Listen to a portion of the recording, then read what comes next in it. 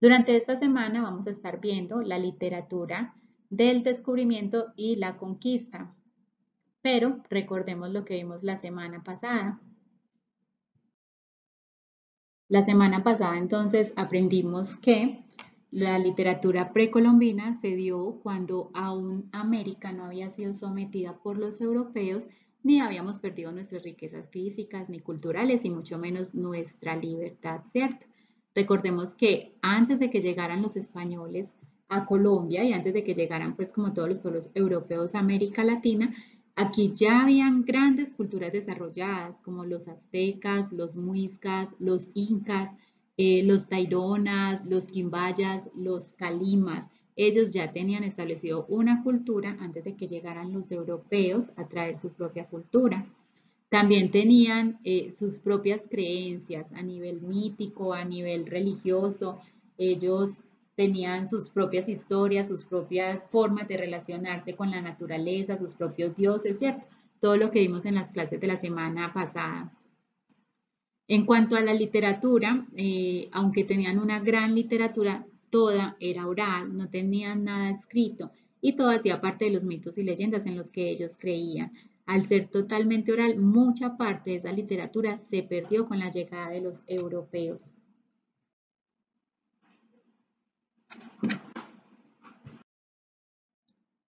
Siguiendo entonces como en la línea del tiempo, después de que llegan entonces los conquistadores, los españoles, comienza a desarrollarse el periodo que nosotros conocemos en la historia como literatura del descubrimiento y la conquista. Este tipo de literatura se da dentro de un contexto histórico que ustedes ya vieron en el video que les recomendé de YouTube, que espero que ya todos lo hayan visto antes de esta presentación. En el video nos recuerdan entonces que Europa en esa época, recuerden que estamos hablando de 1492, hace ya más de 600 años, los españoles, los portugueses y los italianos comenzaron a buscar nuevas rutas para expandir su comercio y también conquistar nuevos territorios, ¿cierto?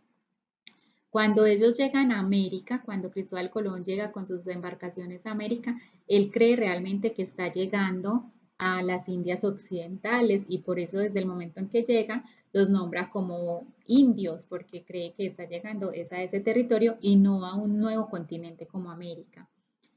Este continente, este territorio obviamente es totalmente desconocido para ellos y aquí ya estaban los aztecas, los incas, los muiscas, los taironas con un imperio totalmente desarrollado con su propia cultura. Ambos mundos ya tenían civilizaciones igual de valiosas, tanto los europeos como los americanos, ¿cierto? Pero cuando se encuentran estas dos culturas, la mentalidad y el rumbo de las historias obviamente cambió.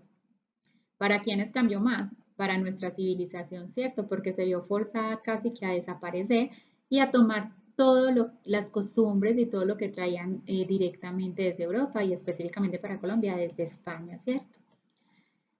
Entonces, el contexto histórico que tenemos para esta época es que los españoles trajeron a América una estructura social aristocrática con el vasallaje. También ellos impusieron su religión a la fuerza.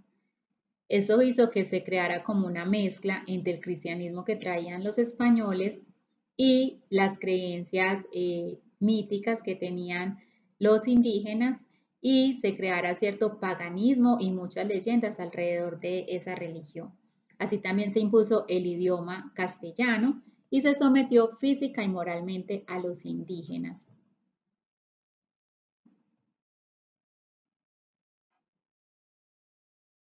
En este contexto histórico, entonces, la literatura que se produce desde América, ahora sí a nivel escrito y por parte de los colonizadores, que eran personas que ya tenían desarrollado un lenguaje escrito, está centrada toda en el tema de la flora y la fauna de este nuevo mundo, que es totalmente desconocido para ellos y que los tiene maravillados.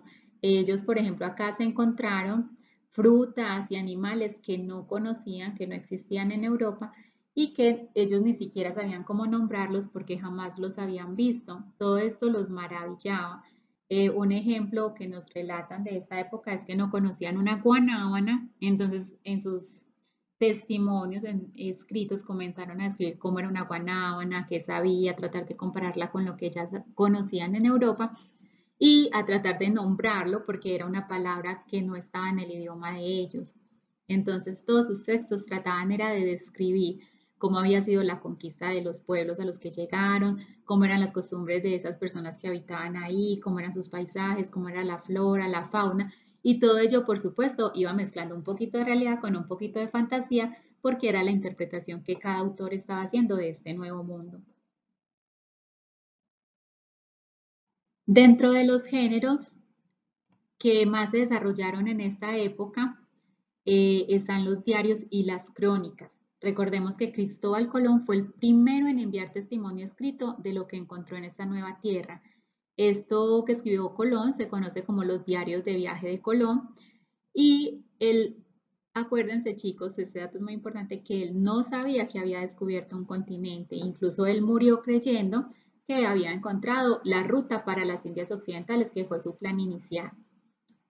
En estos textos, como veíamos en la diapositiva anterior, entonces se describían todas las maravillas y todas las riquezas naturales que habían a su alrededor al paso pues, de la conquista, y esto hizo que cuando esos textos llegaban a Europa, muchos otros conquistadores quisieran venir a América, pero no era para descubrirlos y disfrutarlos, sino para saquear todas las riquezas de América.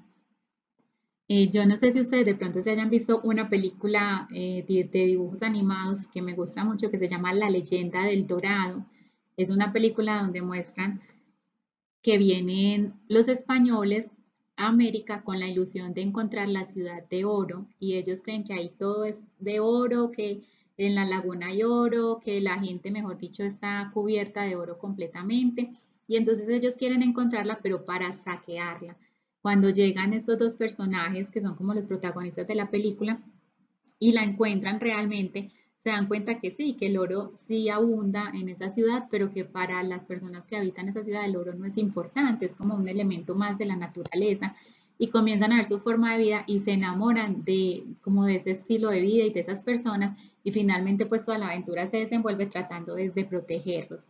Les recomiendo de verdad que vean esa película, La leyenda del Dorado, la han dado muchas veces por Disney Channel, bueno, por los canales infantiles, porque como les dije es animada, pero si la quieren, la buscan y la ven porque es muy ilustrativa y la película es muy bonita, tiene un mensaje muy bonito en cuanto a la conquista en esas épocas. El tema que les decía era que entonces en este momento se desarrollan los diarios y las crónicas como el género más destacado, pero estas crónicas no eran tanto de contenido literario, sino más de un contenido histórico e informativo. Estas crónicas se las enviaban a la corona española para que se diera cuenta de lo que estaba sucediendo en el Nuevo Mundo, es decir, aquí en América. Tenemos unos autores y unas obras muy reconocidos de esta época. Traté como de resumirles la clase en los puntos más importantes porque sé que estamos en un tiempo donde nos estamos estresando demasiado con todo lo que nos están enviando y pues que no es lo mismo estar en la clase ahí presencial, las 2 horas, todos pudiendo conversar y preguntar, que tenerla a través de una pantalla. Entonces traté de resumirles lo más que pude. Espero que sea muy entendible. De todas maneras van a tener el video a su disposición para que lo reproduzcan todas las veces que sea necesario para su aprendizaje. Entre los autores y las obras de esta época se destacan Gonzalo Jiménez de Quesada con su obra El Antijovio. Esta obra es una refutación al libro de Paulo Jovio, que era un obispo de la época y que en ese momento él cuestionó la actuación de las tropas españolas durante la guerra en Italia y que rechazaba las acciones armadas que se llevaron a cabo por el Imperio Español durante el siglo XVII. Entonces, según el señor Gonzalo Jiménez de Quesada, todo eso era mentiras y trató de desmentir a don Jovio y decidió publicar esta obra, por eso se llama El Antijovio. Esta obra fue escrita desde la ciudad de Bogotá. Recordemos que este señor, Gonzalo Jiménez de Quesada, es uno de los fundadores de la capital colombiana de Santa Fe de Bogotá.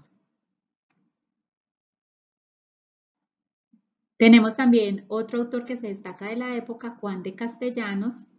Este autor hace un relato de la colonización del Caribe, cómo fue esa colonización. Y esta parte del Caribe es lo que hoy nosotros conocemos como Colombia y como Venezuela. Él en este libro relata cuál fue su experiencia en fundar las ciudades a las cuales él llegó y cuáles fueron las impresiones al encontrarse con la cultura indígena, con la flora y con la fauna. Ese es el tema más recurrente en todos los escritos de esta época. Otro de los textos escritos en esta época fue Clarivalte. Es una obra de Gonzalo Fernández de Oviedo. Clarivalte narra la historia de un bailarín de la corte, quien lleva este nombre, Clarivalte, y embaraza a la hija del rey.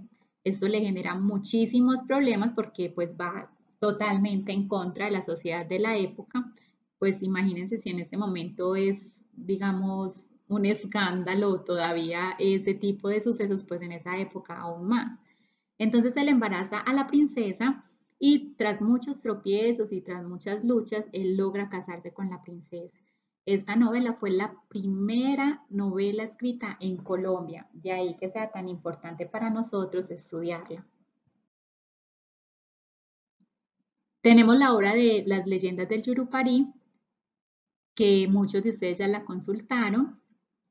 Es escrita por Maximiano Andrés Caicedo y narra, como ustedes pues pudieron ver, los que les correspondió investigar esta parte, la fundación del mundo desde la concepción de las tribus indígenas que habitaban en el territorio de Colombia y Brasil, como cerca al río Amazonas, que son los tucanos y los arahuacos.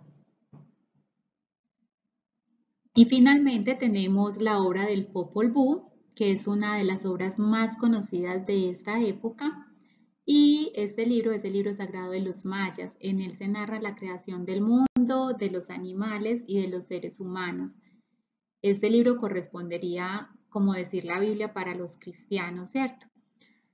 Los mayas, recuerden que se ubicaron principalmente en el territorio que hoy viene siendo México, pero también estuvieron en parte de Honduras, Guatemala y El Salvador. Chicos, espero que esta clase les haya gustado y recuerden que la pueden volver a ver cuantas veces sea necesario para que puedan responder al taller de esta semana. Un abracito para todos, síganse cuidando mucho. Chao.